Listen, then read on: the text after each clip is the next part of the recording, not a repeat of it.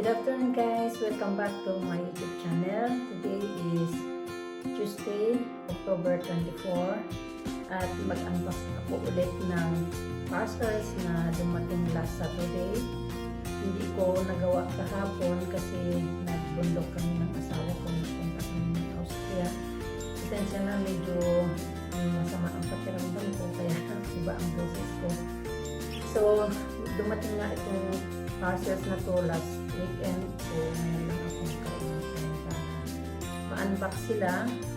Ito ang pinamili ng asawa ko online dahil kailangan daw namin sa aming holiday sa India. At hindi lang yun. Ang isa dito sa tatlo na yan ay para sa aming greenhouse. Nag-order siya, natagalan siya nag-order. Made to order kasi siya, kaya natagalan. Dumating lang nung last Thursday. Ito yata yun, o either of the two. Basta isa sa dalawa na to, yun yung in-order niya, matagal na. Siguro 6 weeks ago pa na in-order niya, dahil nga made to order siya, kaya natagalan. Kailangan daw namin yan para sa aming greenhouse, para doon na-affect ang itatanim namin mga ampalaya. Okay guys, mag-umpisa na ako mag-unbox dahil mamaya pupunta ako ng grocery. Mag-grocery ako ulit. Nag-grocery ako ng Saturday. Mag-grocery ako today dahil nag-invite siya ng mga friends namin. Yung German friends namin, in-invite niya para sa Thursday. Sana, sabi ko, mag-grocery ako ngayon dahil nga kailangan ko yung ihanda ko para sa Thursday. Okay? Bago ako magtada, mag-umpisa na tayo mag-unbox o mag-umpisa na ako mag-unbox. Unahin natin ito kasi mabigat siya. Kanino ko pa hawak-hawak dahil ayaw ko matumba siya kasi manipis lang siya. So, hinawakan ko lang ng ganun. So, umpisahan natin dito. Dito lang muna itong dalawa. Punit na nga siya eh. O, punit na. So, hindi naman niya isa sa uli ito. So, dito ko na lang buksan. Mali pa rin pagkabulot. In-order niya ito sa, hindi sa Amazon, sa ibang online shop.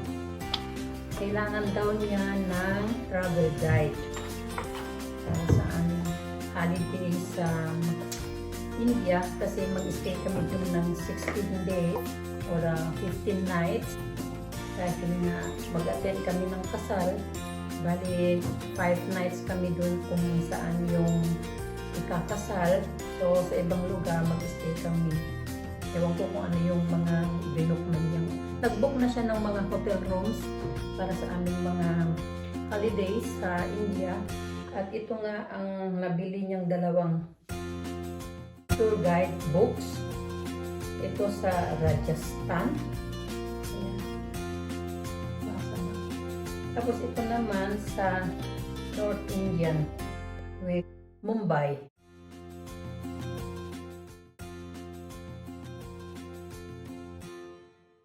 Delhi pala yung kapital ng India. Pero ito sa North Indian with Mumbai. Ganyan ang asawa ko pagka may pupuntahan kaming country, bibili yan siya ng mga tour guide books para basahin niya kung ano ang pwedeng magbisita dun sa lugar na pupuntahan namin. So, bahala na lang siya kung ano ang nakaplano na lahat kung saan kami pupunta. Pati yung mga hotel rooms namin, nakabook na rin siya. At saka lahat ng pupuntahan namin, nakalista na lahat yan. Kaya ganyan ang asawa ko bago kami mag-holiday, prepared na talaga siya. Okay. Tapos na ako dito sa isa. So, umpisahan natin dito.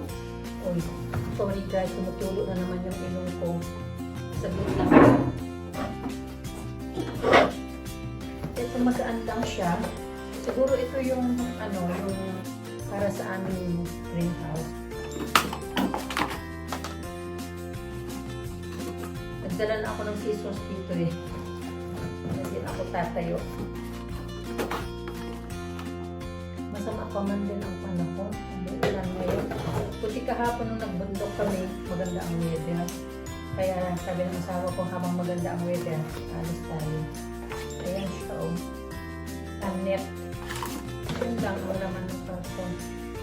Net siya na made to order talaga. Kita mo yung ano, yung sa side niya. Talagang maganda ang pagkagawa. Ano ba to? Sirain ko na kasi hindi naman ito sa ulit kasi na made to order siya. Kasi yung size ng ano, yung greenhouse namin, kailangan yun din kalaki ang bibilhin niyang net para sa greenhouse namin. Kapal naman ng ano nito. Hindi na matalas yung ano ko, scissors ko. Kasi minsan ginamit ko ito pag-cut ng ano, ng yung ginawa ko sa greenhouse na ano siguro. Hindi na siya matalas na sira siguro yun. So yung blade, kailangan ipahasa ko ulit siya. Baka mamaya iba yung makat ko. Ang ano naman, ang sikip naman ng pakpatangal eh. Ganyan siya guys. Net siya. Diyan daw ano, aakyat o gagapang yung ano namin. Pangalan nito, ampalaya o kaya yung string beans na itatanim dun sa greenhouse namin. Ano siya may measure yan siya may measure niya. Tapos made to order siya.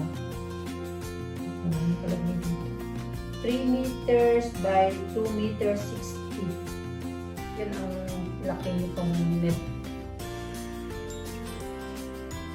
So, 3 meters by 2 meters. Akala ko, 6 ano siya. Okay na rin yun. Baka mamaya, maano na ito, magulo-gulo na siya. So, lagay ko lang muna dito sa tabi. Ngayon, malambang na naman ang aming orasan. Meaning na bendisyon na naman itong, itong video ko. Yes, buksan ko itong, last na box. Ito, ang sabi niya, para din daw ito sa India. Hindi ko lang alam kung alin ang itong in-offer niya kasi hindi ko alam. Basta nabanggit niya lang para daw sa camera, para daw sa ano niya, sa camera niya. Sa camera niya na Nikon. Ang daming packaging materials. Okay. Para ito sa ano, yung ano ba tawag nito? Pagka nilinis niya yung camera niya, yan siya. Ewan ko lang kung pwede ko siya buksan. Pwede siguro buksan kasi pwede naman yan, pwede naman yan sa ulit o sa camera. Ay, hindi naman yan siya magsasaulit. Ulit lang. Tingnan natin kung ano naman. Kasi may plastic pa po. Ang cute naman. Para siyang rakete.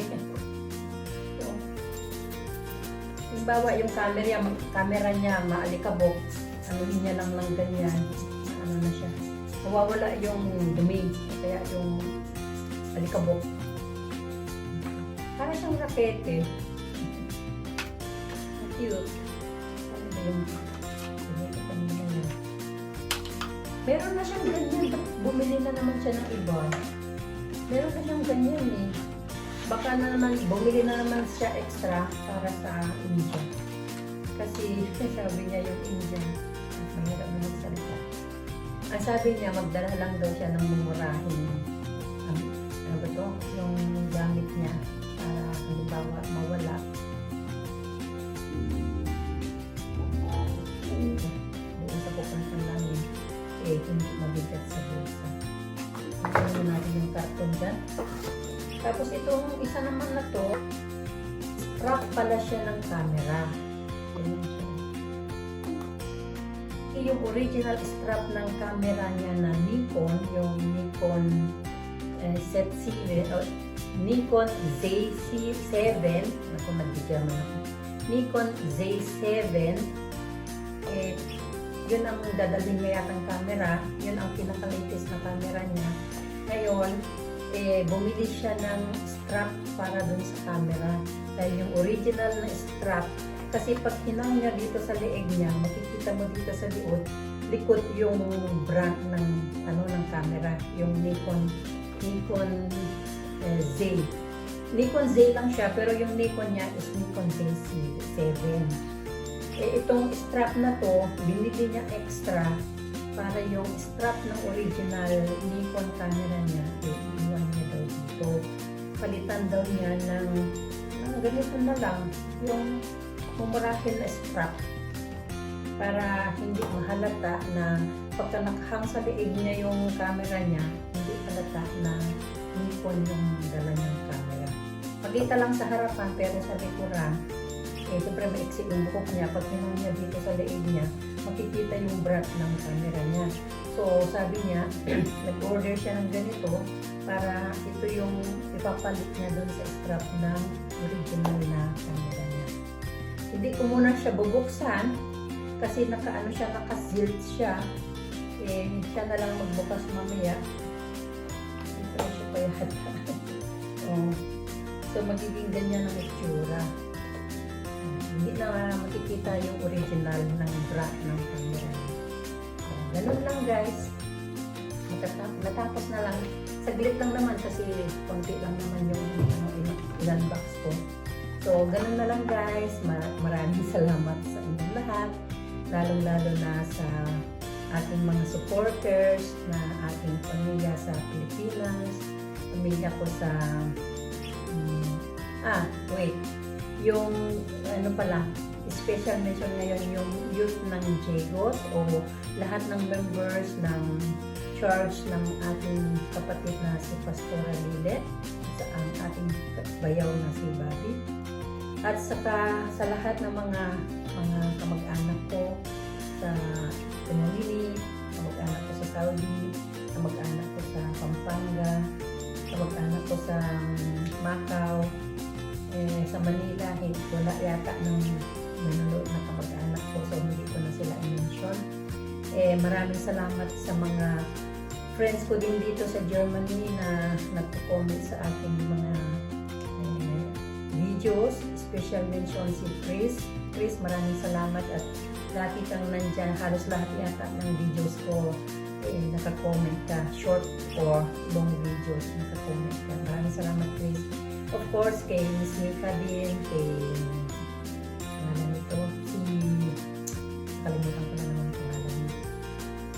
Si Renelyn, si Shatsi, busy yata siya, hindi siya sa ngayon nanonood ng mga videos ko. Pero palagay ko pag may time yan siya, manood siya. And of course, sa aking mga teams, sa Team Friendships, Team YouTuber Tambayan, and Team Choconuts 5. Palagi ko yan nakakalimutan. Team Choconuts 5. Thank you guys and God bless you all.